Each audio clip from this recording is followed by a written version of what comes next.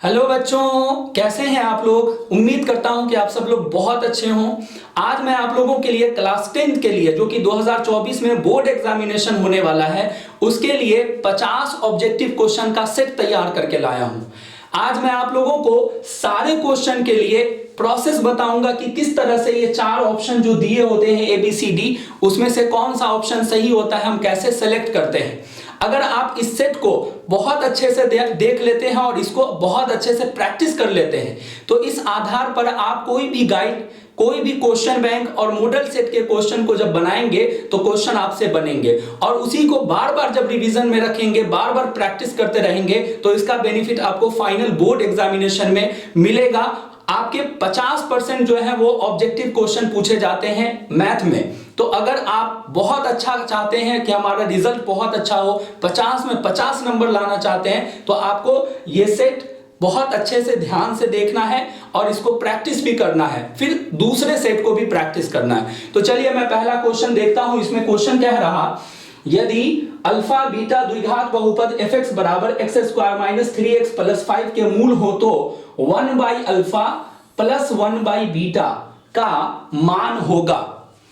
इसमें 1 by alpha 1 by beta का मान हमसे पूछा जा रहा है।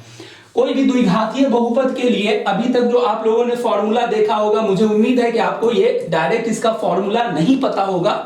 अगर पता है तो बहुत अच्छी बात है। जनरली जो है किताबों में लिखा होता है अल्फा प्लस बीटा का मान होता है minus b by a, formula होता है, और अल्फा इंटू बीटा का मान होता है सी बाई ए।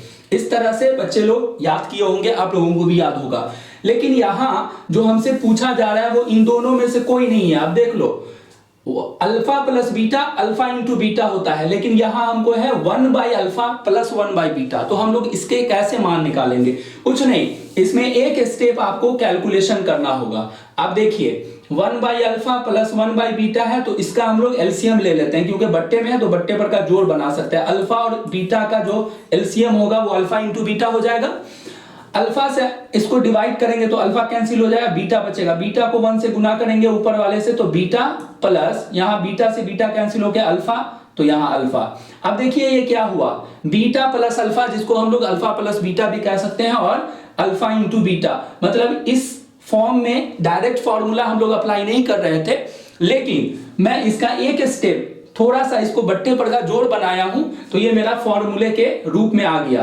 अब देखो बीटा प्लस अल्फा मतलब अल्फा प्लस बीटा, दोनों सेम चीज होता है। प्लस में है तो इधर उधर लिखने से कोई फर्क नहीं पड़ता है। तो इसके बदले मैं माइनस बी बट्टे ए लिख सकता हूं, ऊपर वाले के बदले माइनस बी बाई ए, और बट्टे में अल्फा इंटू बीटा के बदले लिख सकता हूं सी बाई ए, तो सी बाई ए। इसको और कैलकुलेट करेंगे तो a से a कैंसिल हो जाएगा और मेरे पास जो रिजल्ट बच रहा है वो बच रहा है माइनस बी अपॉन सी।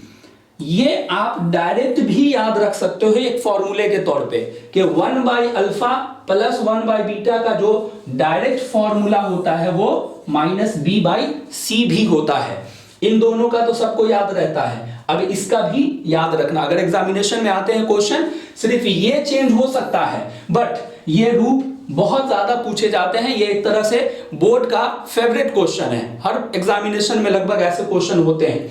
तो आप इसको अगर डायरेक्ट रट्टा मार के रखते हो तो सही है, नहीं तो यहाँ पे कैलकुलेशन प्रोसेस भी मैंने बता दिया। आप क्या करेंगे, इसमें जो है मैं माइनस बी बाई सी का मान रखूंगा। यहाँ माइनस फॉर्मूले में पहले से है, बी का मान इस बहुपद में कौन होगा, जो एक्स के साथ में गुणांक होता है, ये बी का मान होगा। तो माइनस थ्री, अब यहां पे ब्रैकेट कर देंगे। उसके बाद c का मान कितना है, इसमें 5 है, तो ये हो जाएगा माइनस माइनस प्लस और बट्टे में 5, तो 3/5 जो है इस क्वेश्चन का आंसर होगा। 3/5 ये ऑप्शन नंबर ए जो है इसका सही आंसर होगा।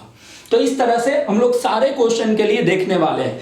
इसमें देखो क्या क्या सीख लिया आपने, ये फॉर्मूला भी डिवीजन हो गया, alpha plus beta alpha into beta, और इसका 1 by alpha plus 1 by beta का भी फॉर्मूला आ गया डायरेक्ट। अगर आप इसको नोट डाउन करके और बहुत अच्छे से याद रखेंगे तो फाइनल एग्जामिनेशन में आपको बहुत हेल्प मिलेगा, टाइम कम लगेगा और सॉल्व कर लेंगे आप। चलिए अब अगला क्वेश्चन देखते हैं, क्वेश्चन नंबर 2। क्वेश्चन नंबर 2 कह रहा, दो धन पूर्णांक a तथा b के लिए यदि a बराबर bq प्लस r तो इसमें से कौन सा रिलेशन सही है। a बराबर bq प्लस r में जो है r का मान हमेशा 0 से बड़ा या बराबर और b से छोटा होता है, ये ऑप्शन होता है भाग एल्गोरिथ्म में। तो ऐसा कोई ऑप्शन है? यस, यहां डी वाला देखिए, r का मान 0 से बड़ा या बराबर और b से छोटा, तो ऑप्शन डी इसका सही आंसर हो जाएगा। अब चलिए क्वेश्चन नंबर 3 देखते हैं। क्वेश्चन नंबर 3 में क्या कह रहा? क्वेश्चन 3 यहां पे आ गया। क्वेश्चन 3 में कह रहा द्विघात बहुपद x square plus 3x plus 2 का शून्य होगा। मतलब इस बहुपद का हमको आंसर निकालना है, x का मान निकालना है। द्विघातीय बहुपद है तो x का 2 मान आएगा। इसका कैलकुलेशन कैसे करते हैं? ये x स्क्वायर जो है पहला पद है, ऐसे ही रहेगा, और बीच वाले पद को हम 2 भाग में तोड़ते हैं ताकि कॉमन ले सके। तो इसको हम लोग लिख लेंगे x प्लस 2x। देखिए 3x को मैंने लिख दिया x प्लस 2x और प्लस 2। यहां पे क्या होगा, 4 पद हो गया, तो हम इसमें क्या कॉमन हो सकता है? ये x स्क्वायर है, ये x है, तो x कॉमन हो गया। x प्लस यहां पे कुछ नहीं है तो 1, क्योंकि x था और x कॉमन हो गया बाहर, प्लस 2 कॉमन हो जाएगा, तो यहां पे x प्लस 1 हो जाएगा। उसके बाद ये x प्लस बाहर वाला जो है वो साथ में आ जाएगा और x प्लस 1। यहां से इसका हमको आंसर निकालना, शून्य निकालना, तो हम इसको 0 के बराबर करते हैं और दोनों गुणनखंड को बारी बारी से x प्लस 2 को 0 के बराबर लेंगे, उससे एक मान आएगा, और दूसरा x प्लस 1 बराबर 0 लेंगे तो एक मान आएगा। यहां से x बराबर जो है वो 2 इधर आएगा तो -2 हो जाएगा, फिर x बराबर 1 इधर आएगा तो -1 हो जाएगा। मतलब -2 और -1 क्या है इसमें ऑप्शन? -2 -1, ये देखिए -1 -2, तो ये हमारा डी ऑप्शन इसका सही होगा। क्वेश्चन नंबर 4 देखते हैं। यदि fx बराबर x³ - 5x है तो f1 का मान है। इस बहुपद के लिए fx बराबर जो दिया हुआ है, इसमें f1 का मान पूछ रहा है, तो कुछ नहीं, f1 बराबर जो है, जो बहुपद है ना, इसमें सब x की जगह पे हम लोग 1 1 रखेंगे, तो क्या होगा, 1 का क्यूब हो जाएगा, 1 का क्यूब हो जाएगा, फिर -5 इंटू एक्स स्क्वायर है तो x की जगह 1 रखना है तो 1 का स्क्वायर हो जाएगा, फिर प्लस 2x है तो 2 इंटू एक्स की जगह फिर से 1 और प्लस 2। इसको कैलकुलेट कीजिए, जो आंसर आएगा वही मेरा ऑप्शन हो जाएगा। 1 का क्यूब 1 होता है, फिर -5 और 1 का स्क्वायर 1 ही होता है, तो 5 प्लस 2 एकम 2 प्लस 2। अब कितना हो जाएगा ये 1 और 2 2 4 5 -5 तो 0। क्या है इसमें 0 ऑप्शन? यस, ए।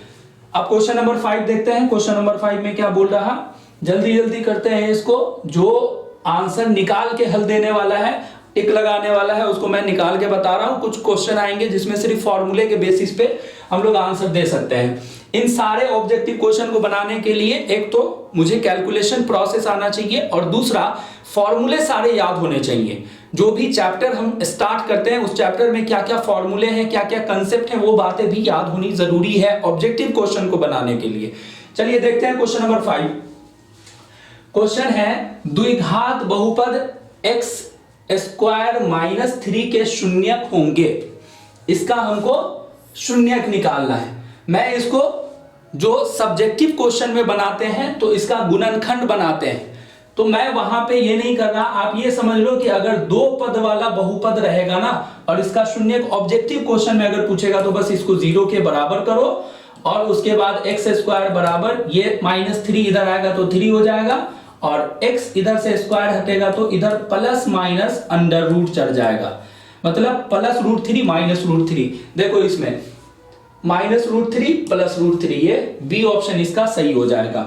अब अगला क्वेश्चन देखें। √18 का प्रमेयीकरण गुणांक है, मतलब कि √18 रूट के अंदर है तो ये अपरिमेय संख्या के रूप में है, लेकिन मैं इसको परिमेय संख्या बनाना चाहूं तो इसमें हमको कितना से गुना करना पड़ेगा, ये हमसे क्वेश्चन पूछा जा रहा है। तो हम लोग पहले इसको कैलकुलेट करके इसको परिमेय संख्या में बदलने की कोशिश करते हैं, इसको बाहर निकालने की कोशिश करते हैं। √18 है, इसका गुणनखंड अगर मैं करूं रूट के अंदर तो 2 गुने 3 गुने 3, 3 क्या 9, 9 दूना 18। अब देखिए 2 3 है तो इसमें से एक 3 तो बाहर आ जाएगा और रूट जो है 2 वो अंदर ही रह जाएगा क्योंकि इसका पेयर नहीं बना। अब बताओ, ये तो अपरिमेय संख्या हो गया, ये परिमेय है, ये अपरिमेय है, तो ये पूरा संख्या अपरिमेय माना जाएगा। लेकिन क्वेश्चन में बोला है कि इसको प्रमेयीकरण करना है, परिमेय संख्या लाना है, बनाना है, तो इसको कितना से गुना करेंगे?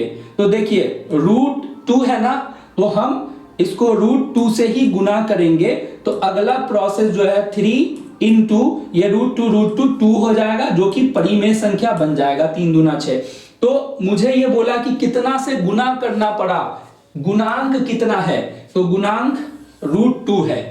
√2 से गुना करने पर जो है √18 एक परिमेय संख्या बन जाता है। अब क्वेश्चन नंबर 7 देखते हैं जल्दी जल्दी। क्वेश्चन नंबर 7, क्वेश्चन 7 कह रहा, इसमें भी फिर वही है कि मूल होंगे, मूल मतलब शून्यक x का मान। तो फिर से क्या करें, मैंने अभी बताया कि अगर 2 पद वाला, ये पूरा एक पद माना जाएगा, फिर माइनस है ये दूसरा पद, 2 पद वाला अगर बहुपद है और उसमें मान निकालना है तो बस उसको 0 के बराबर कीजिए। a² p² x² minus q² बराबर कर दीजिए 0 के। यहां से x का मान निकालना है, इसका मान निकालना है। तो पहले ये माइनस में है, ये इधर जाएगा, हो जाएगा a² p² x² बराबर, ये इधर आएगा तो ये माइनस में इधर आएगा तो प्लस q² हो जाएगा। अब यहां से ये दोनों जो है गुना में है x² के साथ, तो x² को इधर रखते हैं, यहाँ q² पहले से है और बट्टे में आ जाएगा ये दोनों, क्योंकि गुना में है x² के साथ, तो ये हो जाए a² p²। अब इधर से मैं स्क्वायर हटाऊंगा तो इधर क्या होगा, इससे पहले वाले क्वेश्चन में भी प्लस माइनस रूट चढ़ जाएगा, तो रूट पूरे पे चढ़ेगा, q² बट्टे में a² p²। अब इसी को मैं रूट से बाहर निकालूं तो देखिए स्क्वायर स्क्वायर जिसका है 2 के बदले 1 बाहर निकलेगा, तो प्लस माइनस ये q² जो है सिर्फ q लिखाएगा और बट्टे में a² p² के बदले a और p लिखाएगा, तो plus minus QAP, plus minus QAP। ये देखिए ये ऑप्शन डी जो है इसका सही आंसर होगा। अब क्वेश्चन नंबर 8 की तरफ बढ़ते हैं। देखिए क्वेश्चन फटाफट जल्दी जल्दी, आप लोग बस इसको ध्यान से देखते रहिए, वीडियो को लाइक करिए अगर अच्छा लग रहा है, समझ में आ रहा है तो, क्योंकि इससे रिलेटेड अभी मैं आपके बोर्ड एग्जामिनेशन के लिए बहुत सारे सेट, जो कि जिस पैटर्न पे बोर्ड एग्जामिनेशन में क्वेश्चन डाले जाते हैं, पूछे जाते हैं, मैं उसी तरह के क्वेश्चन यहाँ पे सॉल्व करूंगा, जिसको देख करके उस पर प्रैक्टिस करके आप बोर्ड एग्जामिनेशन में बहुत अच्छे रिजल्ट ला सकते हैं। चलिए अगला क्वेश्चन देखते हैं। एक अशून्य परिमेय और एक अपरिमेय संख्या का गुणनफल होगा। परिमेय और अपरिमेय संख्या का गुणनफल हमेशा अपरिमेय होता है। जैसे 2 एक परिमेय है और इसको गुना करें अपरिमेय से, √2 जिसका रूट नहीं निकलता है बाहर, वो अपरिमेय संख्या, तो इसका गुणनफल जो है ऐसे लिखाएगा, तो ये साथ में मिल करके भी अपरिमेय संख्या ही कहलाता है, इसलिए इसका हमेशा ये हो जाएगा, हमेशा अपरिमेय संख्या। क्वेश्चन नंबर 9, यदि बहुपद px बराबर इतना के शून्य a b हो तो a b का मान निकालिए। देखिए पिछले क्वेश्चन में ये अल्फा बीटा, शून्य को हम लोग अल्फा बीटा कहते हैं बहुपद के लिए, लेकिन यहां अल्फा बीटा ना लिख के ए बी लिखा है, कंफ्यूज होने की जरूरत नहीं। तो ये ए बी का मतलब क्या हुआ, अल्फा इंटू बीटा, ए इंटू बी का मतलब अल्फा इंटू बीटा, तो बस फॉर्मूला यूज कीजिए ना, -b/a, और माइनस फॉर्मूले का और b का मान इस बहुपद में क्या होगा, x के साथ में जो होगा -2, तो -2 लिखा और बट्टे में a का मान जो x² के साथ होता है, यहाँ पे कुछ नहीं है नंबर x² के साथ, तो 1 माना जाता है, तो नीचे में 1, अब ये हो जाएगा माइनस माइनस प्लस हो जाएगा 2, और नीचे में 1 तो लिखते नहीं है, तो 2 जो है इसका सही आंसर होगा। 2 है क्या इसमें, 2, ये देखिए ये 2 बार मिसप्रिंट हुआ है, यहाँ पे थोड़ा सा टाइपिंग में गलत हुआ, तो 2 इसका सही आंसर हो जाएगा। अब अगला क्वेश्चन देखते हैं, क्वेश्चन नंबर 10। क्वेश्चन नंबर 10 देखते हैं, क्वेश्चन नंबर 10, क्वेश्चन 10 क्या कह रहा, हाँ, जब एपी के प्रथम पद 2 तथा सार व अंतर 3 हो तब एपी के 3 पद होंगे। एपी के बारे में जानते होंगे, प्रथम पद जो है ए से डिनोट किया जाता है, दूसरा पद जो है a प्लस डी से डिनोट किया जाता है, और तीसरा पद जो है a प्लस 2d से डिनोट किया जाता है। यही d जो है वो सार व अंतर होता है, और ए जो है प्रथम पद होता है। तो इस क्वेश्चन में प्रथम पद कितना है 2, 2 रख दिया, फिर ए की जगह फिर से 2 प्लस डी की जगह सार्व अंतर 3, तो 3, फिर कॉमा यहां फिर से 2 प्लस 2 इंटू 3। अब इसको कैलकुलेट 2 के 2 लिखाएगा, कॉमा ये 2 3 5 हो जाएगा, कॉमा और ये 3 दूना 6 और 2 8 हो जाएगा। मतलब 3 पद जो है वो ये हो जाएगा 2 5 8 2 5 8 2 5 8, ऑप्शन नंबर बी। अब अगला क्वेश्चन देखिए, क्वेश्चन 11 है, दो संख्याओं का गुणनफल इतना है और उसका मसा 17 है। मसा का मतलब HCF, मसा मतलब HCF इसमें दिया हुआ है, तो उसका लसा होगा। देखिए HCF, LCM और दो संख्या से संबंधित एक फॉर्मूला होता है। मैं यहां पे लिख रहा हूं, दो संख्याओं का गुणनफल बराबर होता है HCF into LCM, HCF into LCM। ये फॉर्मूला सारे बच्चे को याद होना चाहिए। दो संख्याओं का गुणनफल जो है मेरे पास मान दिया हुआ है, दो संख्याओं का गुणनफल इतना दिया हुआ है, तो मैं इसको रखूंगा 8670 बराबर HCF मतलब मसा का मान दिया हुआ है 17, तो मैं रखूंगा 17 और इनटू LCM हमको पूछा जा रहा है इस क्वेश्चन में, लसा होगा। अब यहां से LCM का मान निकालना है, तो ये 17 जो है गुना में, तो इधर आके बट्टे में आ जाएगा, ये हो जाएगा बट्टे में आ जाएगा 17 बराबर LCM। मैं यहाँ पे कैलकुलेशन करके दिखा रहा हूं, वरना इसका डायरेक्ट भी आंसर दे सकता है आदमी। यहाँ पे काटो इसको, 17 एकम 17 और ये 510 बार में कटेगा, ये याद रखना। तो इसका ऑप्शन डी जो है वो सही आंसर हो जाएगा, काट के देख लीजिएगा इसको। अब क्वेश्चन नंबर 12, क्वेश्चन नंबर 12 देखते हैं क्या कह रहा। एक रैखिक समीकरण का घात होगा, रैखिक समीकरण हम उसका रूप जो है वो होता है ax प्लस बी बराबर 0, इसको रैखिक समीकरण का रूप कहते हैं। तो घात का मतलब इसमें जो x वाला टर्म है उसका पावर कितना है, तो कुछ नहीं है तो 1 मानते हैं, कुछ नहीं है पावर तो 1, तो घात कितना होगा रैखिक समीकरण का 1। अब क्वेश्चन नंबर 13, AP जो दिया हुआ है आपको का सार्व अंतर होगा, सार्व अंतर, AP के लिए सार्व अंतर मतलब D का मान, और D बराबर फॉर्मूला होता है A2 माइनस A1।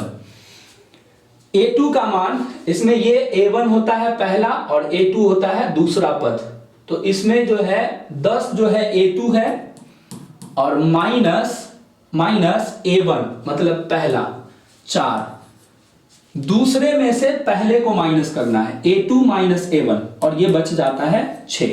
तो इस तरह से इसका ऑप्शन बी जो है वो सही होगा। अगला क्वेश्चन है, किसी पूर्णांक m के लिए सम संख्या का रूप, सम संख्या का रूप हमेशा 2m होगा।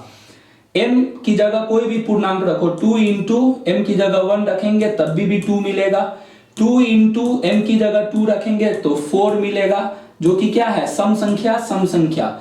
2 इंटू m की जगह मैं अगर 3 रखूं तो क्या मिलेगा 6 मिलेगा, जो कि सम संख्या है। 2 इंटू m की जगह 4 रखूं तो क्या मिलेगा 8, जो कि सम संख्या है। तो सम संख्या का जो रूप है वो हमेशा 2m होगा। अगर यहां m ना लिख के k लिखा रहता तो 2k होता, ये चीज याद रखिएगा। अगला क्वेश्चन देखते हैं, क्वेश्चन नंबर 15, क्वेश्चन 15, क्वेश्चन 15 कह रहा 144 के अभाज्य गुणनखंड में 2 का घात है, मतलब 144 का अभाज्य गुणनखंड करना है। तो सीधे कीजिए, 144 का अभाज्य गुणनखंड 2 से कट रहा है, 2 7 14, 2 दूना 4, फिर 2 से 2 तिया 6, 2 छक्के 12, फिर 2 से 18 बार में, फिर 2 से 9 बार में, फिर 3 से 3 तिया 9। तो इसको हम लोग पावर के रूप में लिखें तो 2 जो है 4 बार आया, तो 2 पे पावर 4 गुने 3 पे पावर 2। तो इसमें हमको सिर्फ 2 का घात पूछा है, 2 पे पावर कितना आया, तो ये 4 हो गया, ये आंसर सही होगा। क्वेश्चन है, दो संख्याओं अल्फा और 18 का लसा इतना मसा 2 है, तो अल्फा का मान निकाले। अभी जस्ट मैंने एक क्वेश्चन बताया है लसा और मसा से संबंधित, जो दो संख्या होता है उसका गुणनफल, जो दो संख्या होगा उसका गुणनफल। तो यहां दो संख्या जो है वो अल्फा गुने 18 है। दो संख्याओं का गुणनफल बराबर होता है एलसीएम गुने एचसीएफ। तो यहां लॉसा दिया हुआ है 36, मतलब एलसीएम गुने एचसीएफ दिया हुआ है मौसा 2। ये हो गया। तो अल्फा का मान निकालना है। यहां से अल्फा बराबर, यहां से भी काट सकते हो ना, 18 एकम 18, 18 दूना 36। तो अल्फा बराबर कितना, 2 दूना 4 हो जाएगा इसका सही आंसर, ये ऑप्शन। चलिए अगला क्वेश्चन देखते हैं, क्वेश्चन नंबर 17। क्वेश्चन में कह रहा यदि बहुपद px बराबर के शून्यक अल्फा बीटा हो तो अल्फा इंटू बीटा का मान बताइए। अल्फा इंटू बीटा फॉर्मूला आप लोगों को पता है क्योंकि पीछे डिस्कशन हो चुका है। Alpha into beta c by a होता है। तो इस क्वेश्चन में c का मान क्या होगा, जो अचर पद होता है c 10 अब बट्टे में a जो इसके साथ में होता है x स्क्वायर के साथ में, तो कुछ है ही नहीं, तो यहाँ पे नीचे में 1 हो जाएगा।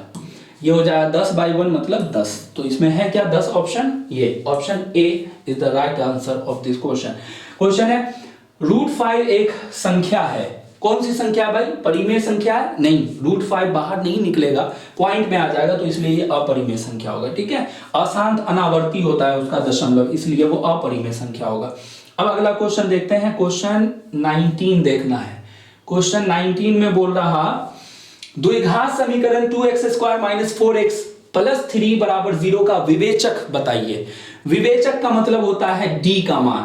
द्विघात समीकरण के लिए d का मान, तो इसका फॉर्मूला होता है b² - 4ac। ये फॉर्मूला याद होना चाहिए, तभी आप इसका आंसर निकाल पाएंगे। इसमें b जो है वो x का गुणांक होता है, जो कि -4 है इस क्वेश्चन में, -4 का स्क्वायर, फिर -4 × a जो है वो x का गुणांक होता है, x स्क्वायर का गुणांक, तो वो कितना है 2 है, और इंटू c जो है अचर पद होता है 3। अब इसको हल करेंगे तो -4 का स्क्वायर मतलब 16, फिर माइनस ये कितना हो जाएगा 4 दूना 8, 8 या 24, और 16 - 24 जब घटेगा तो माइनस में 8 बचेगा, माइनस में बचेगा क्योंकि माइनस वाला नंबर यहां बड़ा है, तो -8 ऑप्शन सी इसका सही आंसर होगा। सह अभाज्य संख्याओं का मौसा हमेशा 1 होता है, ये याद रखने का चीज है। ठीक है, अब अगला क्वेश्चन देखते हैं, क्वेश्चन नंबर 21। क्वेश्चन 21 बोल रहा 0.7 उस पे बार का चिन्ह है, बराबर किसके है। 0.7 बार का चिन्ह है, बराबर किसके है। देखिए ये क्वेश्चन क्लास 10th में, ऐसा क्वेश्चन बुक में एनसीईआरटी में नहीं है, लेकिन ये क्लास 9th का है, और ये बोर्ड एग्जामिनेशन में ऐसे क्वेश्चन अक्सर पूछ रहे हैं जब से ऑब्जेक्टिव क्वेश्चन जो है 50% का हुआ है। इसको कैसे बनाया जाता है, क्लास 9th में जो बच्चे पढ़े होंगे उसको पता होगा। इसको हम लोग x मान लेते हैं, जो भी क्वेश्चन दिया हो उसको x मान लेंगे। 0.7 पे जो बार का साइन है ऊपर में, तो हम उसके बदले इसको कहते हैं कि ये 7 जो है बार बार रिपीट हो रहा है, 7 7 7 7 ... मतलब 7 कंटिन्यू आता जा रहा है। इसमें हम देखते हैं कि एक ही नंबर जो है वो रिपीट हो रहा है, 7 जो है बार बार आ रहा है। तो जब एक ही नंबर रिपीट हो रहा है ना, तो दोनों तरफ हम लोग 10 से गुना करेंगे इसको, तो ये 10x हो जाएगा, और इसको जब 10 से गुना करेंगे तो ये पॉइंट यहां पे आ जाएगा। तो अब इसको हम लोग लिखेंगे 7 पॉइंट, ये पॉइंट उठ के यहां आ जाएगा 10 से गुना करने पर, 7.77777, इस तरह से हम आगे ... लिख देंगे। अब क्या करेंगे, इसमें से इसको घटाएंगे, इस वाले में से ऊपर वाले को घटाएंगे, तो इसका LHS 10x में से 1x घटेगा तो 9x होगा, और बराबर इसमें से ऊपर वाला घटेगा, तो देखो पॉइंट से पहले जो है वो 7 7 7, ये सब घट के 0 0 0, ये 7 में से 7 गया, 7 में से 7 गया, इस तरह से 0 0, और पॉइंट जो है यहां पॉइंट आ जाएगा, और 7 में से 0 गया, 7 बच जाएगा। इसको हम लोग लिख सकते हैं 9x बराबर 7.0 का मतलब सिर्फ 7, पॉइंट के बाद सिर्फ 0 0 आ रहा है, उसका कोई मतलब नहीं होता। तो x बराबर क्या हो जाएगा, आप 7/9 हो जाएगा, क्योंकि ये गुना में बट्टे में आ जाएगा। 7/9 है क्या इसमें ऑप्शन, ये A option is the right answer. अब अगला क्वेश्चन देखते हैं, क्वेश्चन नंबर 22। क्वेश्चन 22 जो है वो है निम्न में कौन सा परिमेय है, कौन परिमेय है। सारे, ये तो अपरिमेय होता है पाई, इसका मान भले 22/7 होता है P/Q के रूप में, बट इसका ये सुविधा के लिए मेंसुरेशन में बताया जाता है 22/7, लेकिन इसका एक्चुअल वैल्यू जो है वो पाई का मान जो है वो अशांत अनावर्ती होता है। दशमलव में ऐसा नंबर आता रहता है पॉइंट में कि वो कटता नहीं है, इसलिए पाई हमेशा अपरिमेय संख्या है। ये रूट से बाहर निकलेगा नहीं, इसलिए ये भी अपरिमेय संख्या है। इसका देखिए 16 ऊपर में है तो इसका बाहर निकलेगा 4 चौके 16 मतलब 4, और 25 का 5 पंजे 25 मतलब 5, तो ये परिमेय संख्या मतलब सी इसका सही ऑप्शन होगा। अब अगला क्वेश्चन, यदि एपी का प्रथम पद ए सार व अंतर डी, तो एनवा पद का फॉर्मूला एपी के लिए ए और डी अगर प्रथम पद और सार व अंतर ए प्लस n-1 इंटू डी होता है, तो क्या ऐसा ऑप्शन है? a प्लस n-2 है, यहां n-1 होता है। देखिए इसमें ये a plus n-1 into D option इसका सही हो जाएगा। अगला क्वेश्चन देखते हैं, क्वेश्चन नंबर 24।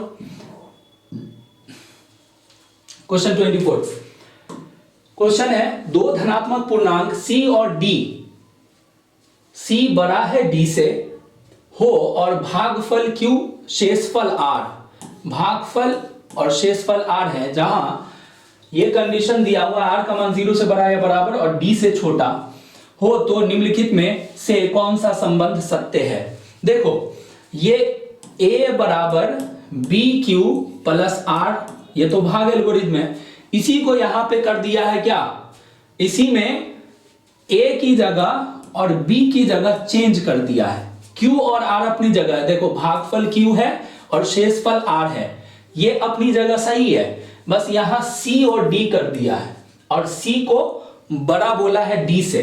इसमें हम लोग कंडीशन जानते हैं a बड़ा होता है b से, तो यहां a की जगह आ गया है c बड़ा है d से, तो इसी रूप को हम a की जगह c रखते हैं और बराबर b की जगह रखते हैं d, तो बन जाएगा ये q प्लस r, तो ये c बराबर dq प्लस r। कुछ नहीं, जो भाग एल्गोरिथम है ना उसी को थोड़ा घुमा के पूछा जा रहा है आपसे, a और b की जगह c और d ले लिया, तो उसके अकॉर्डिंग c बराबर dq प्लस r इसका बन जाएगा। क्या है? c बराबर dq प्लस r, ये ऑप्शन बी जो है इसका सही आंसर हो जाएगा।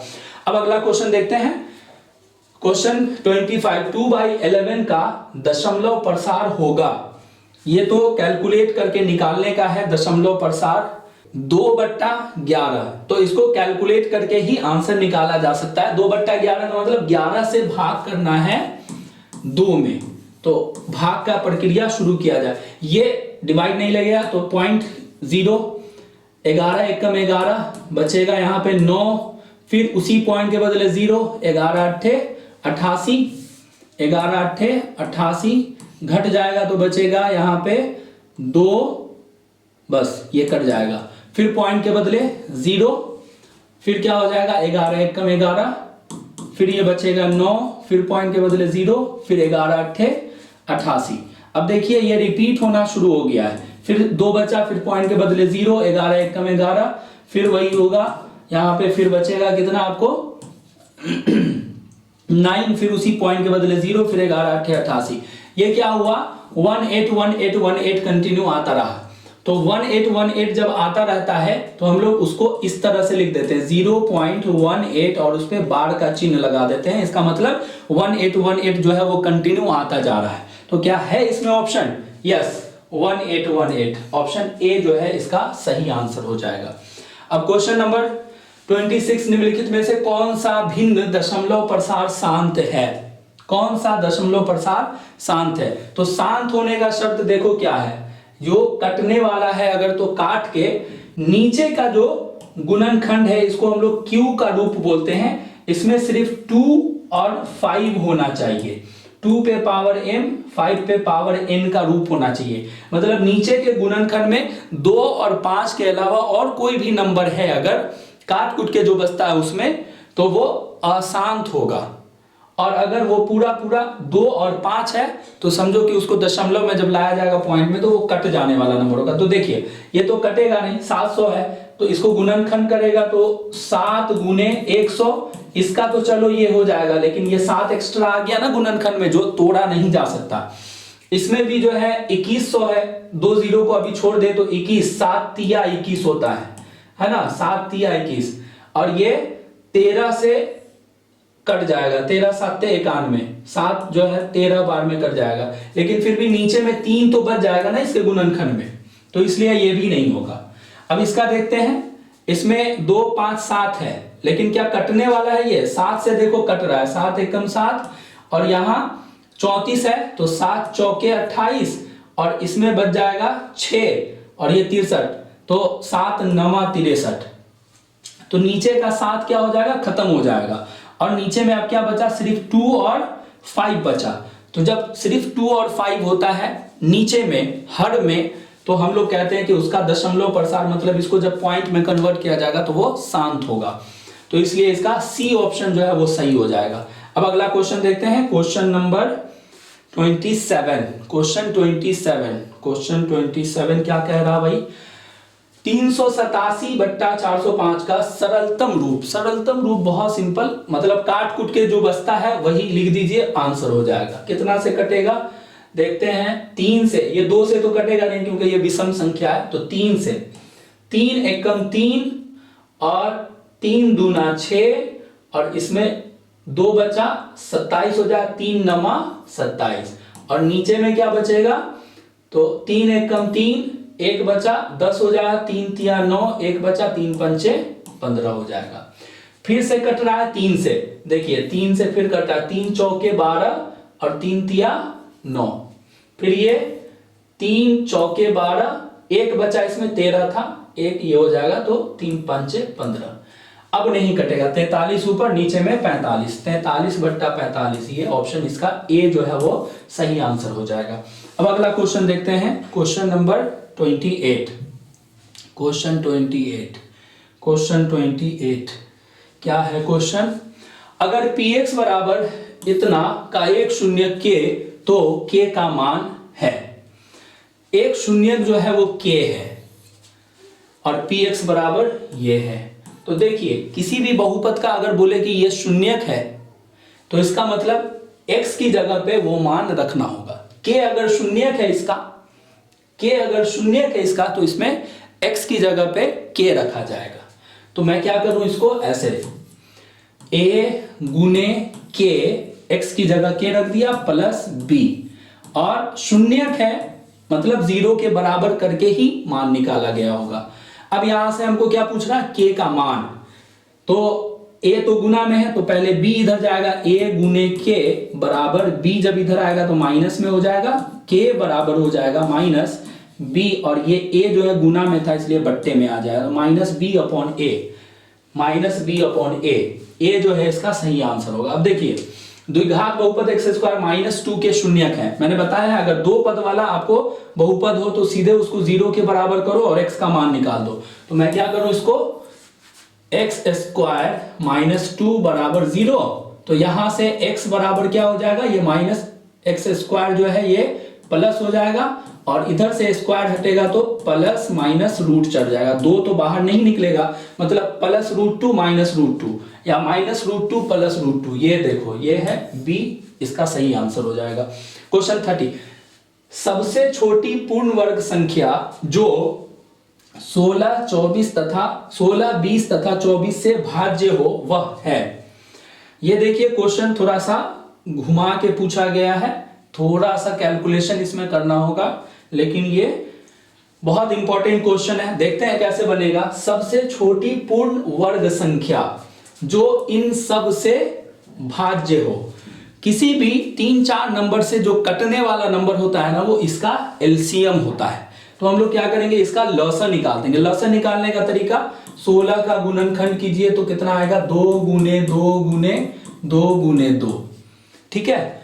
एलसीएम जो हम लोग ऐसे बनाते हैं ना, ऐसे करके 2 से भाग लग रहा है, ऐसे भी बना सकते हैं, बट क्लास 10th में जो है हम लोग इस तरह से अंक गणित का मूलभूत प्रमेय का कंसेप्ट यूज करते हैं, तो इसलिए मैं ऐसे बना रहा हूं ताकि आपको ऐसा क्वेश्चन कहीं पे आए भी तो आप बना। ये 2 4 बार होता है 16 में, तो 2 पे पावर 4 लिख दिया। उसके बाद 20 का क्या होता है, 2 गुने 5 होता है, 2 दूना 4 पंचे 20, तो ये 2² इंटू 5 हो जाएगा, गुणनखंड में लिख रहा हूं। उसके बाद 24 का क्या होता है, यहाँ पे लिख रहा हूं, 24 का गुणनखंड जो है 2 गुने 2 गुने 2 गुने 2 दूना 4 दूना 8 तिया 24। ठीक है, अब ये क्या लिखाएगा 2 पे पावर 3 और गुने 1 3। सब का गुणनखंड जब हो जाता है तो इसका हम लोग एलसीएम कैसे निकालते हैं, जो सब में कॉमन है, सब में कॉमन है उसका अधिक पावर लेते हैं। 2 2 2, तो इन सब में सबसे पावर ज्यादा किसका है, 2 पे पावर 4 है, और इनटू जो बच गया है एक्स्ट्रा सब में वो सब, तो इसमें तो कुछ एक्स्ट्रा नहीं है, यहां जो है 5 एक्स्ट्रा है तो 5 ले लिया, ये पावर है ध्यान से रखिएगा, इनटू ये 3 इसमें एक्स्ट्रा बच गया। अब देखियो इसको कैलकुलेट, 2 पे पावर 4 का मतलब होता है 16 गुने 5 गुने 3, कितना हो जाएगा 16 पंचे 80 और 8 तिया 24, 240 हो जाएगा। तो ये हमारा एलसीएम आया, बट ये आंसर नहीं होगा। अब बोला कि जो सबसे कट जाने वाला है वो नंबर पूर्ण वर्ग होना चाहिए। पूर्ण वर्ग, पूर्ण वर्ग मतलब सेम नंबर को सेम नंबर से गुना करने पर जो आता है उसको पूर्ण वर्ग कहते हैं। तो देखो 240 जो है वो किसी भी सेम नंबर को आपस में गुना करने पर 240 नहीं आता है, तो ये पूर्ण वर्ग नहीं है, ये पूर्ण वर्ग है ना। ये 40 गुने 40 जो है 1600 होता है, लेकिन क्या ये इस नंबर से कटने वाला है, काट के देखोगे तो ये नहीं कटेगा, 240 से 1600 नहीं कटेगा। इसको कैंसिल करके देख सकते हैं, 1600 बट्टे में जो हमको नंबर आया हुआ है 240, ये नहीं कटेगा। अब कितना से काटेंगे, पूरा तो नहीं कट रहा है, 4 से, 4 चौके 16 और 0 के 0, 4 छक्के 24, तो 6 और 40 पूरी तरह नहीं कटेगा, 2 से काटेंगे तभी भी बच जाएगा। तो इसलिए यह पूर्ण वर्ग होते हुए भी इसका आंसर नहीं होगा। 2400 तो पूर्ण वर्ग है ही नहीं, तो एक बचता है 3600। 3600 जो है इसका सही आंसर होगा, क्योंकि 3600 एक पूर्ण वर्ग संख्या है जो कि 60 गुने 60 से आता है 3600, और ये 3600 इससे भी कट जाना चाहिए। काट के देखते हैं आपके सेटिस्फैक्शन के लिए, क्योंकि 3 नहीं है तो यही बचा ना, फिर भी काट के देख लेते हैं। 240, एक 0 से एक 0 कट गया, अब कितना से काटिएगा, 6 से, 6 छाई 36 और 0 के 0 और 6 चौके 24, अब 4 बचा, 15 चौके 60 होता है, 4 एकम 4, 15 बार में पूरी तरह कट गया ये नंबर 3600। अब अगला क्वेश्चन देखते हैं, question number 31। Question number 31, question 31 क्या कह रहा है, दो संख्याओं का लघुत्तम समापवर्तक इनके महत्तम समापवर्तक का 14 गुना है, लघुत्तम समापवर्तक तथा महत्तम समापवर्तक जोड़ इतना है, यदि एक संख्या 280 है तो दूसरी संख्या क्या होगी। यहां पे फिर से वही कंसेप्ट आ गया, एलसीएम, एचसीएफ और दो संख्याओं का गुणनफल उसी से संबंधित है, लेकिन यहां पे एक रिलेशन दिया हुआ है, जो एलसीएम है वो एचसीएफ का महत्तम समापवर्तक का 14 गुना है। मतलब कि एलसीएम इज इक्वल टू लघुत्तम समापवर्तक जो है वो 14 गुने एचसीएफ है, महत्तम समापवर्तक का 14 गुना है। मतलब एलसीएम 14 गुना है, ज्यादा है, बट हम इसको इक्वल के फॉर्म में लिखते हैं, तो जो अधिक है उसको छोड़ के जो कम है 14 गुना उसको गुना कर दिया, ये एक कंडीशन। दूसरा क्या है यहाँ पे, दूसरा बात यहाँ पे दिया हुआ है कि एलसीएम तथा एचसीएफ का जोड़ 600 है, तो मैं इसको ऐसे लिख सकता हूं, LCM plus HCF, LCM plus HCF बराबर है 600।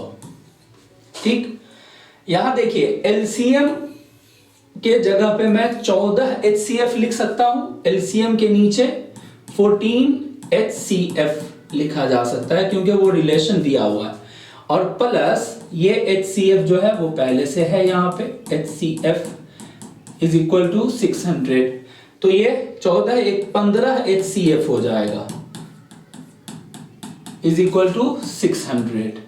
यहां से एचसीएफ की वैल्यू अगर निकालें तो ये हो जाएगा 600 अपॉन 15, ये 15 चौके 60, 0 के, तो एचसीएफ का मान जो है हमारा कितना आ गया, 40 आ गया इसमें। एचसीएफ इज इक्वल टू कितना हो गया, 40। इस HCF के मान को मैं यहां पे अगर रख दूं तो LCM is equal to 14 into 40, जो कि मेरा LCM का मान हो जाएगा। LCM इज इक्वल टू जो है 14 इंटू HCF का मान 40 आया है तो 40 रखता हूं यहां। कितना हो जाएगा? 14 चौके 56, 0 के 0, 560। LCM का मान 560 और HCF का मान 40। जो ये रिलेशन दिया हुआ था ना, ये वाला रिलेशन, इससे मैंने ये मान निकाल लिया, LCM अलग से और HCF अलग से। और इसमें एक संख्या जो है आपको दिया हुआ है, तो LCM HCF पता हो गया और एक संख्या पता है तो दूसरी संख्या आराम से निकल जाएगी, क्योंकि रूल ये है कि दो संख्याओं का गुणनफल, एक संख्या ये है 280 और दूसरी संख्या इसमें नहीं दी हुई है, मैं मान लेता हूं उसको x, दूसरी संख्या, तो दोनों संख्याओं का गुणनफल बराबर क्या होता है? HCF गुने LCM। तो HCF मैं कितना निकाला हूं? 40, तो यहाँ पे 40 और गुने LCM का मान कितना आया हुआ? 560। इसमें 280 को इधर भेजेंगे तो बट्टे में जाके कैंसिल होगा, मैं यहीं से कैंसिल कर देता हूं। ये हो गया 28 दूना 56 होता है, यहाँ पे 2 बच जाएगा। तो x इज इक्वल टू कितना हो गया? 40 दूना 80। मतलब दूसरी संख्या को मैंने x लिखा था, तो मेरा दूसरी संख्या जो है वो हो जाएगा 80। इसमें ऑप्शन बी जो है इसका हो जाएगा। ये प्रोसेस सही से देख लीजिएगा। चलिए अब क्वेश्चन नंबर नेक्स्ट देखते हैं 32। यहां है यदि fx बराबर 2x square plus 6x minus 6 का शून्यक अल्फा बीटा है तो अल्फा प्लस बीटा बराबर अल्फा इंटू बीटा, मतलब इसमें अल्फा प्लस बीटा और अल्फा इंटू बीटा का मान निकालना होगा और तब देखना है कि कौन सा संबंध जो है इस क्वेश्चन के लिए सत्य है। तो चलिए मैं यहाँ पे निकालता हूं। बहुपद के लिए अल्फा प्लस बीटा और अल्फा इंटू बीटा पीछे क्वेश्चन आ चुके हैं। अल्फा प्लस बीटा होता है माइनस बी अपॉन ए और अल्फा इंटू बीटा होता है सी अपॉन ए। तो माइनस फॉर्मूले में है और b का मान क्या है? इसमें जो x के साथ में होता है वो b होता है, तो प्लस 6 है 6 और बट्टे में a जो है वो x स्क्वायर के साथ में जो होता है वो होता है 2। ये रिजल्ट आया मेरा -3, है ना? माइनस यहाँ पे है, -3 आ गया, यहाँ पे लिख देते हैं -3। अब अल्फा इंटू बीटा का मान c/a। c की वैल्यू क्या होता है? जो अचर पद होता है, अकेला नंबर, तो 6 अपॉन a की जगह फिर से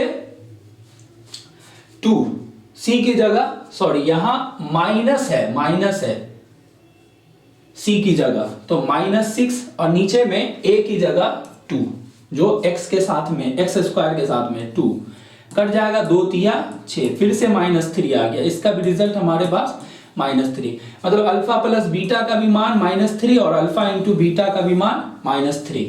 तो दोनों मान तो बराबर हो गया, मतलब इसका ए ऑप्शन सही होगा। अब चलिए नेक्स्ट क्वेश्चन देखते हैं, क्वेश्चन नंबर 33। चलिए देखिए क्वेश्चन 33 क्या कह रहा है। क्वेश्चन 33 यहाँ पे क्वेश्चन 33, चलिए क्वेश्चन कह रहा द्विघात बहुपद x square plus 1/6x minus 2 के शून्यक है।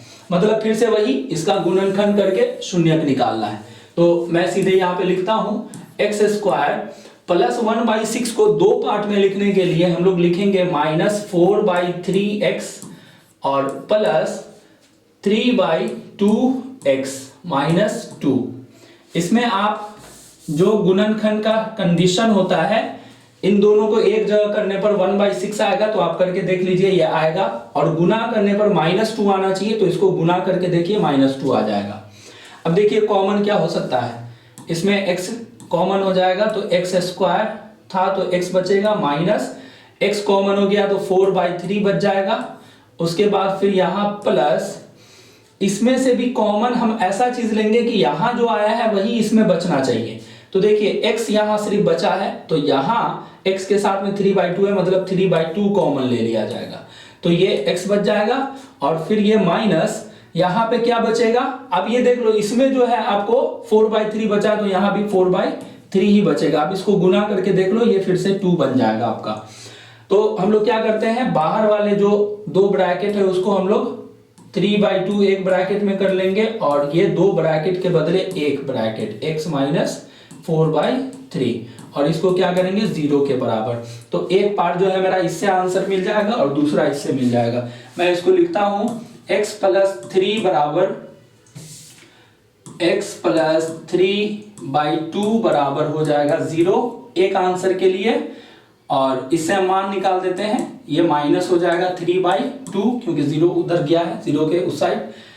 अब दूसरा जो है मेरा x माइनस 4/3 है बराबर 0, यहां से x बराबर जो है ये उधर जाएगा तो 4/3 हो जाएगा, माइनस में था बराबर के उधर गया तो प्लस हो जाएगा। तो एक x का मान -3/2 4/3, -3/2 4/3, ये बी ऑप्शन इसका जो है सही आंसर हो जाएगा। चलिए अब अगला क्वेश्चन देखते हैं, क्वेश्चन 34। क्वेश्चन 34 क्या कह रहा है भाई? क्वेश्चन 34 है त्रिघात बहुपद इतना इतना इतना का एक शून्यक है। इस बहुपद का एक शून्यक, वैसे त्रिघातीय बहुपद के 3 शून्यक होते हैं, बट यहां हमसे पूछा जा रहा है कोई एक शून्यक। तो इस दिए गए ऑप्शन में से शून्यक वह होगा जिस मान को इस बहुपद में रखने पर, x की जगह रखने पर वो 0 आ जाए, उसी को हम लोग शून्यक कहेंगे।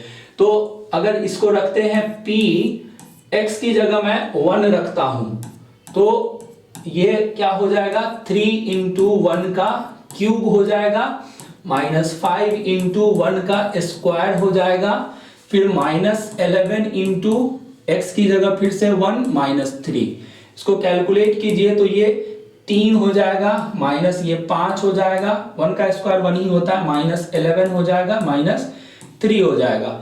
इसमें सिर्फ ये प्लस में है, बाकी सब माइनस में है, तो एक जगह हो जाएगा 16 3 19, ये आपको 0 नहीं आया, -16 आ गया, 0 आना चाहिए था तभी वो शून्यक होता, तो एक जो है वो शून्यक नहीं होगा। अब चलिए इसका दूसरा वाला चेक करते हैं, -1 रख के देखते हैं क्या आता है। -1 रखने पर p x की जगह मैं -1 रखना, 3 × x की जगह -1, तो उस पे क्यूब हो जाएगा, -5 × x की जगह फिर से -1, उस पे स्क्वायर हो जाएगा, फिर -11 × x की जगह पे फिर -1 और -3। कैलकुलेट कीजिए तो -1 का क्यूब है तो -1 होगा और 3 से गुना होके -3 हो जाएगा, फिर -1 का स्क्वायर +1 होता है और फिर -5 हो जाएगा, फिर माइनस प्लस हो जाएगा, 11 का ही 11 और फिर -3। इसमें जो है प्लस में सिर्फ 11 है और ये माइनस है, तो ये सब देखो 3 5 8 और 3 11, तीनों माइनस में, तो -11 और बराबर 0। तो जिस मान को रखने पर बहुपद 0 हो जाता है वो उसका शून्यक माना जाता है, तो बी इसका ऑप्शन सही है क्योंकि -1 पे ये 0 हो गया। अगला क्वेश्चन देखें, यदि अल्फा और बीटा 2 शून्यक हो तो px के कितने गुणनखंड संभव है? अल्फा बीटा 2 शून्यक हैं, अल्फा बीटा 2 शून्यक हैं, मतलब कोई ऐसा बहुपद है जिसमें x का 2 मान आया है, तो गुणनखंड 2 बना होगा, 2 ब्रैकेट बना होगा तभी 2 आंसर आया है, तो गुणनखंड 2 हो जाएगा। इसका सीधे आंसर बताने का था। अब अगला क्वेश्चन देखते हैं क्या कह रहा है क्वेश्चन। क्वेश्चन नंबर 36 में है px बराबर 3x³ माइनस इतना के शून्यक के गुणनफल होंगे। इस बहुपद का गुणनफल पूछ रहा है, तो ये बहुपद त्रिघातीय बहुपद है, द्विघातीय नहीं है। त्रिघातीय बहुपद में शून्यकों का गुणनफल जो होता है वो अल्फा, बीटा और गामा होता है, और इसका फॉर्मूला होता है -d/a। इसमें शून्यकों का योगफल होता है -b/a, और शून्यकों का 2-2 करके लेने पर गुणनफलों का योग होता है c/a, और शून्यकों का गुणनफल -d/a। इसमें d जो होता है ये माइनस फॉर्मूले का है, d जो है इसमें जो अचर पद होता है वो होता है d, तो -3 है, तो यहाँ पे -3 और बट्टे में a जो है वो x³ का जो गुणांक होता है वो a होता है 3, तो ये हो जाएगा -3/3 और ये कैंसिल होके आपका 1 बचेगा, तो 1 is the right answer of this question. Question 37 देखते हैं, बहुपद इतना के शून्यक ज्ञात कर इनके शून्यकों के योग ज्ञात करें। देखो फाइनल रिजल्ट हमको ये पूछा, ये क्वेश्चन अगर मेरा लॉन्ग क्वेश्चन में रहता, सब्जेक्टिव रहता, तो मैं इसका पहले शून्यक निकालता, शून्यक ज्ञात कर, तब उसके बाद इसका योग ज्ञात करता। लेकिन इसमें तो हमको ऑप्शन में सिर्फ योग का मान दिया हुआ है, तो मैं सीधे इसका योग क्यों ना निकाल दूं, हम शून्यक क्यों निकालें, मुझे इसकी जरूरत ही नहीं है। ये कंफ्यूज करने के लिए क्वेश्चन है यहाँ पे, बेसिकली देखा जाए तो मुझे सीधे इसका शून्यकों का योग बताना है। तो फॉर्मूला क्या होता है शून्यकों का योग, अल्फा प्लस बीटा बराबर होता है माइनस बी अपॉन ए, माइनस फॉर्मूले का है। और b का मान देखो, इसमें b जो है वो किसी द्विघात बहुपद में x के साथ में जो होता है वो होता है b। तो x के साथ में क्या है, इसमें देखो x स्क्वायर है प्लस x वाला पोर्शन इसमें गायब है, खत्म है, तो हम बोलेंगे कि वो 0x रहा होगा, तभी वो खत्म हो गया है इसमें से। और माइनस जो है वो 15, तो इसमें b जो है x का गुणांक कितना है 0, तो इसमें b का मान जो है वो 0 होगा, और बट्टे में a का मान यहाँ पे कुछ नहीं है तो 1 होगा, बट्टे में 1, तो 0/1 ये 0 होता है। तो इसका आंसर जो है वो a हो जाएगा। इसमें हमको ये जो पूछा था ना शून्य ज्ञात कर, पहले ज्ञात कीजिए, नहीं करना है मुझे जो फाइनल आंसर पूछ रहा है ऑब्जेक्टिव में मैं उसका जवाब दूंगा, तो उसका डायरेक्ट फॉर्मूला होता है। बस यहां ध्यान ये रखना है कि इसमें b नहीं है तो वो 0 होगा। अगला क्वेश्चन देखते हैं, क्वेश्चन 38। क्वेश्चन 38 कह रहा एक त्रिघात बहुपद ax³ plus bx² plus cx plus d के शून्यकों के गुणनफल होंगे। अभी जस्ट लिखा था minus D by A, minus D by A.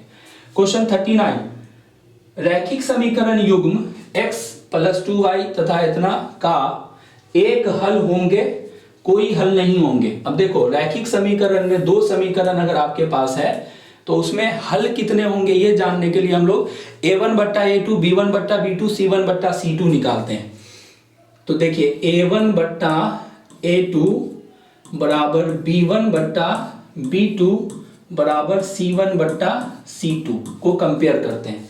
a1 पहले समीकरण का जो x के साथ में होता है वो होता है a1, तो यहाँ 1 है, तो यहाँ पे लिखता हूं, यहाँ नीचे 1 बाई दूसरे समीकरण का जो x के साथ में है वो a2 होता है, फिर बराबर y के साथ में जो है वो b1 होता है पहले समीकरण का, तो 2/12 बराबर c1 बराबर के इधर नहीं होता है उधर होना चाहिए, तो ये उधर जाएगा तो -5, c1 का -5 और बट्टे में ये 10 उधर होना चाहिए तो -10।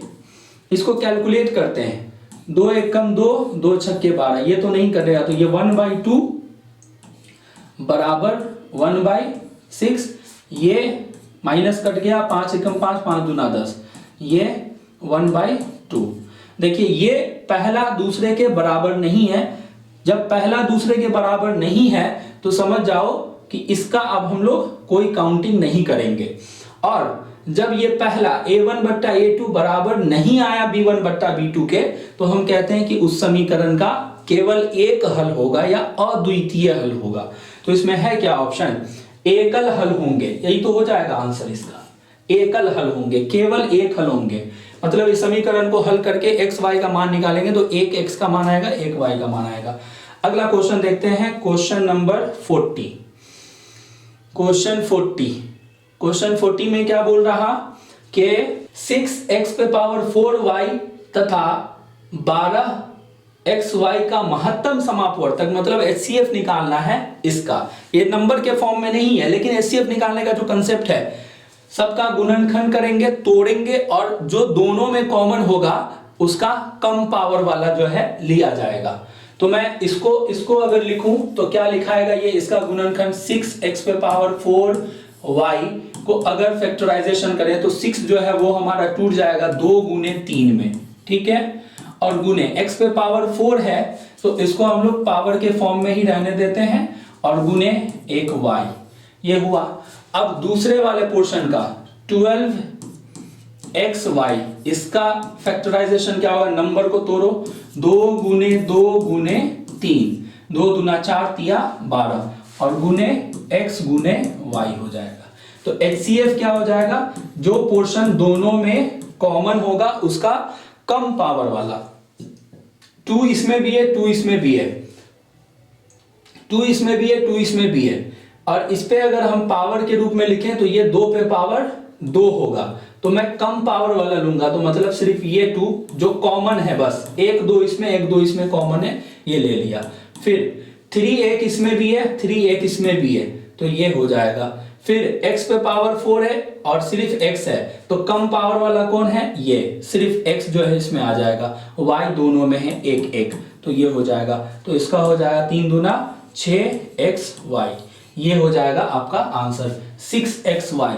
ऑप्शन नंबर डी इसका सही आंसर होगा। चलिए अब अगला क्वेश्चन देखते हैं, क्वेश्चन नंबर 41।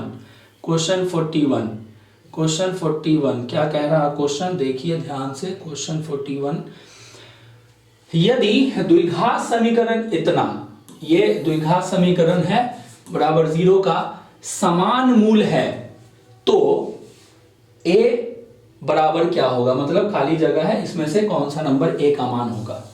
इस समीकरण का मूल बराबर है, मूल बराबर होने का शर्त होता है इसका विवेचक d बराबर होना चाहिए 0। d का मान जब 0 के बराबर होता है तो हम किसी समीकरण का मूल बराबर कहते हैं। अब d का फॉर्मूला यहाँ पे यूज होगा b² माइनस 4ac बराबर 0। इसमें इस समीकरण के हिसाब से मान रखेंगे, b जो है वो x के साथ में जो पार्ट होता है उसको b कहते हैं, तो x के साथ में यहाँ पे -4a है, ध्यान से देखना, b के जगह पे -4a लिखाएगा, उस पे स्क्वायर हो जाएगा, फिर -4 इंटू a जो है x² के साथ में, a जो है वो x² के साथ में, तो a की जगह a ही है तो यहाँ पे a लिखाएगा, और इंटू c की जगह क्या होगा, जो अचर पद x के को छोड़ के जो बच रहा है ये पूरा c का मान होगा, तो ये 2a + 1, अब चूंकि ये 2 पद है इसलिए इसको ब्रैकेट में रखेंगे बराबर 0। अब इसको हल करके हम लोग a का मान निकालेंगे, -4a का होल स्क्वायर है तो ये 16a² हो जाएगा, फिर ये 4a अंदर वाले से गुना होगा इससे, तो ये -4 दूना 8 और a², फिर ये माइनस और प्लस माइनस हो जाएगा, 4a को 1 से गुना करेंगे तो 4a आ जाएगा बराबर 0। इससे देखो क्या हो सकता है, ये दोनों a² वाला टर्म है, दोनों एक जगह घट जाएगा, 16 में से 8 गया, यहाँ पे लिखता हूं मैं, इधर लिखता हूं, 16 में से 8 घट जाएगा तो 8a² और -4a बराबर 0 हो जाएगा। अब इसमें क्या कॉमन हो सकता है वो कॉमन लेते हैं, देखिए इसमें 8a² है, इसमें 4a है, तो 4a इसमें से भी कॉमन हो जाएगा, 4a कॉमन हो जाएगा तो यहां बचेगा 2a और माइनस यहां पे सिर्फ 1 बचेगा क्योंकि 4a था, 4a कॉमन हो चुका है बराबर 0। ये पोर्शन जब उधर जाएगा तो 0 के नीचे जाके 0 खत्म हो जाएगा, तो ये 2a - 1 बराबर 0, और यहां से 2a बराबर ये 1 इधर आएगा तो 1 और a बराबर हो जाएगा 1/2, तो 1/2 इसका सही आंसर होगा। ये मेरा ऑप्शन बी जो है इसका सही आंसर हो जाएगा।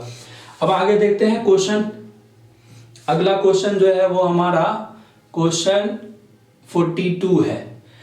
क्वेश्चन कह रहा वृत्ताकार पथ पर 3 धावक एक ही स्थान से दौड़ना प्रारंभ करते हैं तो एक चक्कर लगाने में क्रमशः, मतलब वृत्ताकार पथ है, एक जगह से 3 धावक जो है दौड़ना स्टार्ट करता है, कोई अलग अलग स्पीड से, कोई बहुत फास्ट दौड़ता है, कोई थोड़ा स्लो, कोई उससे ज्यादा फास्ट, इस तरह से समय जो है क्रमशः 3 घंटा, 4 घंटा और 8 घंटा एक चक्कर पूरा करने में लगता है। बहुत बड़ा वो पथ होगा, रास्ता होगा। क्वेश्चन बोल रहा है तीनों को प्रस्थान बिंदु पर पुनः मिलने में लगा समय। तो देखो ये तीनों एक ही डायरेक्शन में जो है वो काम कर रहा है, ठीक है, एक ही वृत्ताकार पथ पे ये घूम रहा है, तो हम लोग क्या करेंगे, बस तीनों नंबर का एलसीएम निकाल देंगे वही इसका कुल समय मिलने का हमको पता चल जाएगा। तो एलसीएम कैसे निकलेगा इसका? 3 का फैक्टराइजेशन 3 इंटू 1 होगा, 4 का 2 इंटू 2 होगा, 8 का 2 इंटू 2 होगा। तो एलसीएम जो है क्या होता है, जो सब में कॉमन हो वो ले लेंगे पहले, और उसके बाद जो बच जाएगा वो सब हो जाएगा। तो यहाँ पे देखो कितना है, 3 तो नहीं है किसी में तो ये लिखाएगा, 2 जो है ये कॉमन, एक 2 ले लिया, ये दूसरा 2 भी कॉमन है, दूसरा भी ले लिया, और इसमें एक 2 बच गया तो वो भी आ जाएगा। एलसीएम में जो है जो कॉमन होता है वो भी लिखा जाता है, और जो एक्स्ट्रा होता है वो सब लिख दिया जाता है। इसको हल कर दो, कितना आया, 3 दूना 6 दूना 12 दूना 24, 24 is right answer, 24 option D. अगला क्वेश्चन है, √10 इंटू √15 बराबर है, √10 और √15 किसके बराबर है वो हमको बताना है। 4 ऑप्शन दिया हुआ है इसमें, किसके बराबर है। तो इसको कैसे हम आंसर निकालते हैं, कुछ नहीं, ये दोनों रूट गुना में है ना, तो इसको गुना ही कर दो अंदर में, 10 और 15 150। अब इसका गुणनखंड करके लिखो, इसको तोड़ करके लिखो। गुणनखंड करने का तरीका हम लोग ऐसे भी कर सकते हैं, 2 7 14, 1 बचा 2 5 10, फिर 3 से 3 दूना 6 3 5 15, फिर 5 से 5 5 25। तो इसका गुणनखंड क्या आ रहा है, 2 3 5 5, 2 3 5 5, रूट अंडर 2 गुने 3 गुने 5 गुने 5। तो जिसका जोड़ा बना 5 5 का जोड़ा बना ये बाहर, और जिसका जोड़ा नहीं बना वो अंदर, 2 3 6, तो 5 रूट 6, ये ऑप्शन ए जो है इसका सही आंसर हो जाएगा। अगला क्वेश्चन देखते हैं, क्वेश्चन नंबर 44।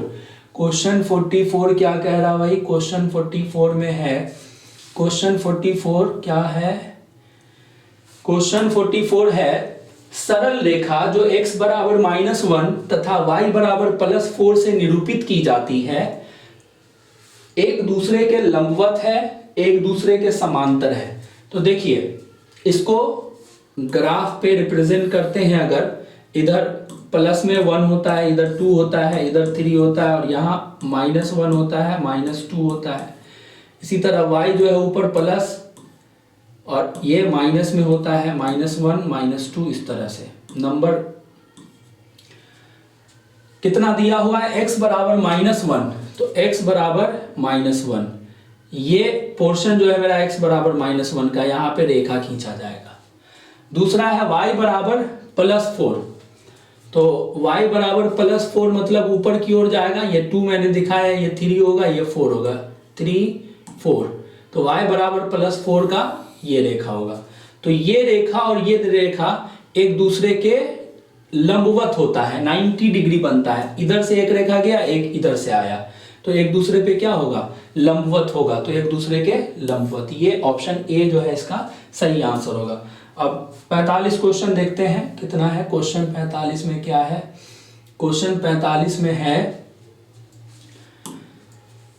संख्या 0.32 उस पे बार का साइन है को p/q के रूप में, जहां p एक पूर्णांक है लिखा जा सकता है, मतलब इसको भी p/q के रूप में लिखना है। पीछे भी एक क्वेश्चन था बट उसमें सिर्फ 0.777 था, यहाँ क्या है, तो हम लोग वही कंसेप्ट यहाँ भी यूज करेंगे। हम लोग इसको लिखते हैं x बराबर ये 0.3 और 2 पे बार का साइन है, तो हम लोग इसको ऐसे लिखेंगे 2 2 2 2 2, ये डॉट डॉट डॉट, और इसमें एक ही नंबर सिर्फ 2 जो है वो बार बार आ रहा है, तो हम इसको 10 से गुना कर लेंगे, तो ये हो जाएगा 10x बराबर, इसको जब 10 से गुना करेंगे तो ये पॉइंट उठ के यहां आ जाएगा, तो ये लिखा आएगा 3.2222 डॉट डॉट डॉट, हो गया।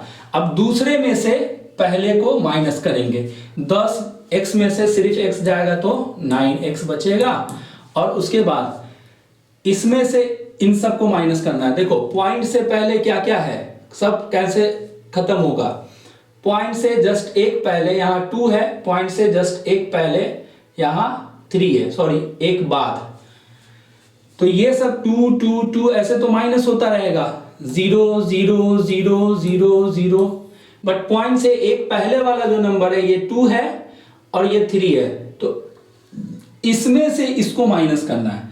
तो 2 में से 3 माइनस नहीं होगा तो ये इससे लेगा 1, 12 हो जाएगा। 12 में से 3 घटेगा तो यहाँ 9 बचेगा और तब पॉइंट होगा। और ये इसको 1 दे चुका था तो यह बचा हुआ है 2। यहाँ पे स्पेस थोड़ा कम है, इसको सही से समझिएगा, यहाँ पे सिर्फ 2 बचेगा। अब ये क्या लिखाएगा, 9x बराबर 2.9 और ये 0 0 0 नहीं लिखेंगे तो x बराबर हो जाएगा 2.9 और बट्टे में 9 हो जाएगा। इस पॉइंट को उड़ा देंगे तो नीचे में 0 हो जाएगा।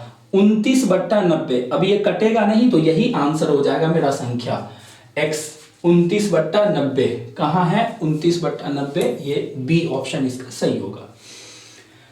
2 तथा 2.5 के बीच की अपरिमेय संख्या, तो सब रूट में दिया हुआ है, इसका मतलब ये सब अपरिमेय संख्या है क्योंकि ये भी नहीं निकलेगा बाहर, ये भी नहीं निकलेगा, ये भी नहीं निकलेगा, ये भी नहीं निकलेगा, पूर्ण वर्ग संख्या नहीं है। निकालेंगे उसको तो ये पॉइंट में अशांत अनावर्ती होगा, मतलब ये सभी अपरिमेय है। लेकिन हमको बोल रहा है कि 2 और 2.5, 2.5 के बीच का नंबर कौन है। देखो ये 11 है, 3 तिया 9 होता है, अगर √9 होता तो इसका हमको रिजल्ट 3 मिलता, लेकिन ये 9 से अधिक है तो इसका 3 पॉइंट समथिंग आएगा।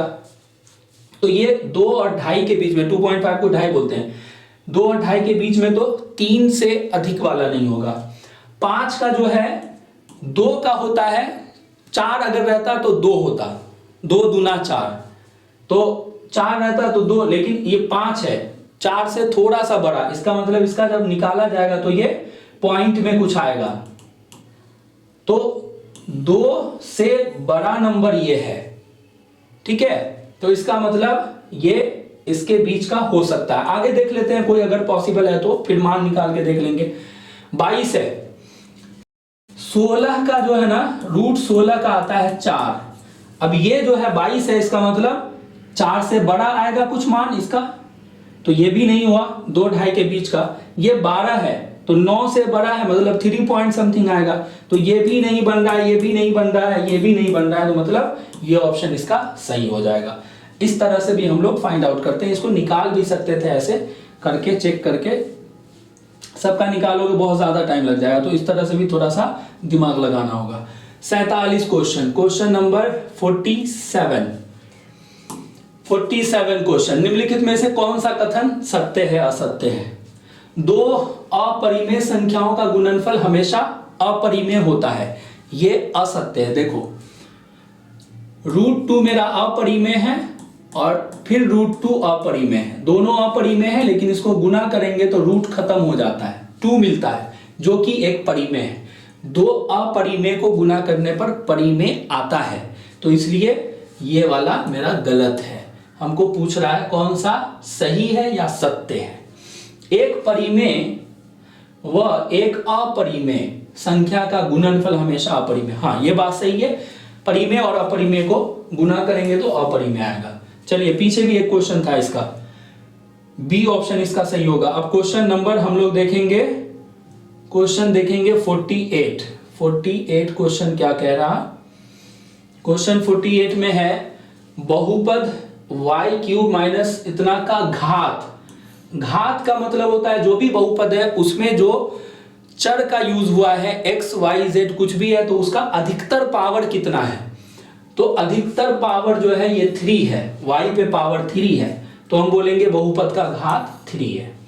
क्वेश्चन 49, एक द्विघात बहुपद के शून्यकों का योग तथा गुणनफल इतना इतना दिया हुआ है, योग दिया हुआ है शून्यकों का और गुणनफल दिया हुआ है, तो हमको पूछा जा रहा है बहुपद क्या होगा। देखिए अगर शून्यकों का योग ये बट्टे में न दिया रहे, बट्टे में नहीं दिया रहे, ये सिंपल जो है नंबर दिया हुआ है, तो हम लोग क्या करेंगे, फॉर्मूला होता है बहुपद बनाने का x² minus alpha plus beta, मतलब शून्यकों का योग बाहर में x और प्लस अल्फा इंटू बीटा मतलब शून्यकों का गुणनफल, ये फॉर्मूला है।